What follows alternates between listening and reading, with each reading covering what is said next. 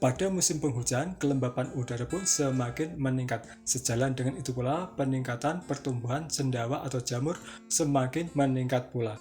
Dan ancaman ini pun datang dari kelompok jamur, terutama jamur ras Spiricolaria gres, karena jamur inilah yang menyebabkan penyakit bercak daun dan busuk leher pada tanah.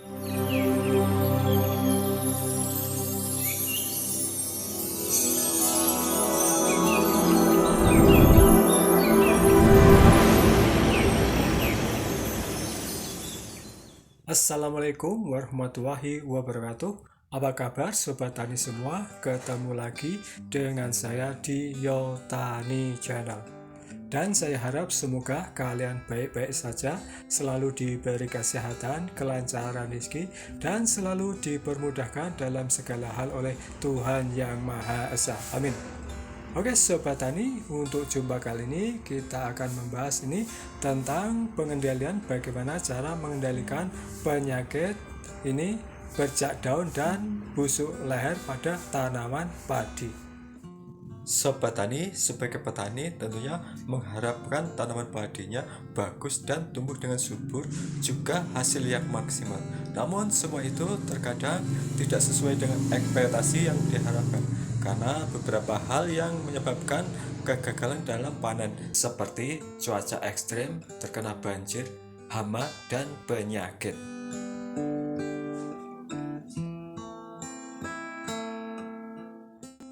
Pada musim penghujan, serangan jamur sering terjadi karena pada kondisi yang seperti ini memungkinkan serangan jamur dimulai dari persemaian padi, pertanaman hingga fase berbuah, yakni dengan menyerang pada malai padi. Dari kerugian akibat jamur ini biasanya berakibat fatal dengan menyebabkan kerugian pada petani yang cukup besar karena bulir padi tidak dapat terisi secara maksimal atau sering disebut kapak kosong ataupun gopok. Sobat Tani, biasanya cendawan Picularia sp ini menyerang pada semua fase, dari persemaian kemudian masa vegetatif, di mana pada fase vegetatif ini sering menyerang pada bagian daun atau lebih dikenal dengan blast daun. Kemudian masa tua atau generatif, di mana pada fase ini cendawan Picularia itu sering menyerang pada leher malai, malai padi, bulir padi, ruas buku batang, dan kolar daun, sehingga disebut penyakit blast leher atau busuk leher, atau pula patah leher, atau istilah Jawanya itu tekek.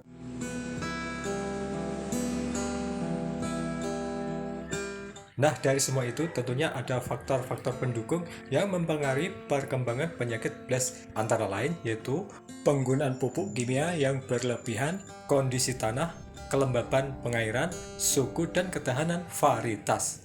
Untuk itulah pengendalian penyakit blast ini dilakukan secara terpadu dengan berbagai cara dilakukan. Hal ini untuk menekan perkembangan penyakit pastinya. Nah Sobat Tani, berikut ini adalah beberapa cara mengendalikan penyakit blast pada tanaman padi.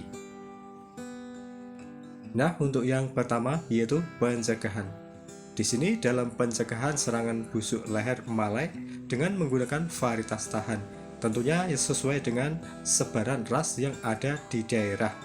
Kemudian untuk varietas yang memang tahan terhadap beberapa ras patogen penyakit blast, diantaranya ialah Inpari 21, Inpari 22, Inpari 26, Inpari 27, dan masih banyak lagi yang lainnya. Terus ini ya, untuk mencegah penularan melalui benih, ini dianjurkan untuk melakukan treatment benih menggunakan fungisida sistemik dengan teknik perendaman maupun pelapisan benih atau coating.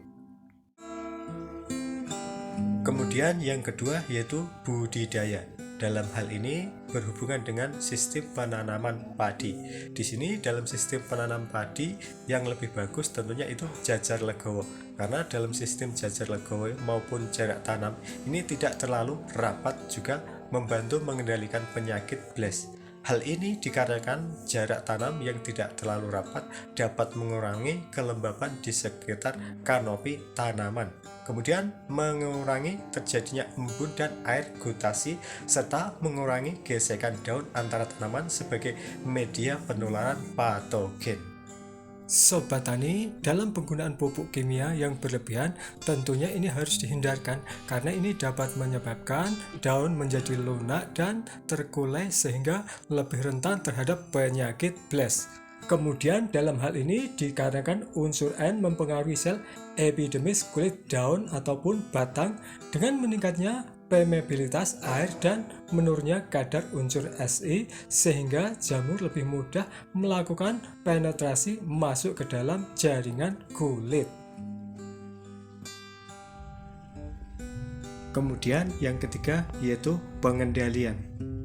Sobat Tani, dalam pengendalian penyakit bercak daun dan juga patah leher pada tanaman padi yang harus dilakukan ialah yaitu dengan melakukan pencabutan dan pembakaran untuk tanaman yang sudah terjangkit cukup parah dan bila sekiranya tidak bisa diselamatkan.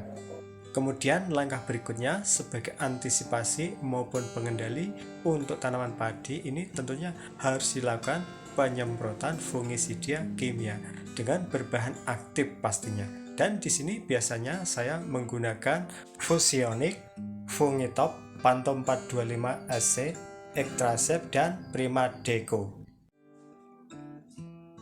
Pada saat pengaplikasian penyemprotan fungisida untuk tanaman padi ini bertujuan untuk menekan serangan penyakit patah leher maupun penyakit bercak daun dilakukan dengan 2 kali penyepraian, yaitu pada masa fase vegetatif dan juga pada fase generatif, yaitu pada awal berbunga atau heading 5%. Nah, dalam penggunaan fungisida ini pun harus disesuaikan dengan dosis yang dianjurkan. Sobat Tani, selain usaha pencegahan dan pengendalian yang telah direkomendasikan, tentunya para petani juga perlu terus diedukasi dalam upaya pengendalian hama dan penyakit yang ramah lingkungan. Maka dari itulah perlu adanya pemberian penyuluhan tentang pengendalian hama dan penyakit secara terpadu dan dilakukan secara terus-menerus. Tentunya di sini perlu adanya pelatihan dan praktek di lapangan yang dipandu oleh orang-orang yang memang paham dan mengerti.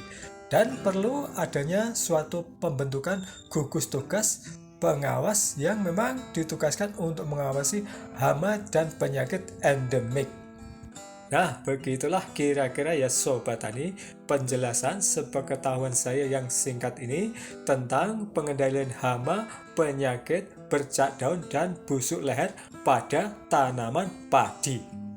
Dan jikalau mungkin penjelasan saya ini kurang lengkap, tentunya Sobat Tani bisa melengkapinya dengan menulis komentar di kolom komentar di bawah ini.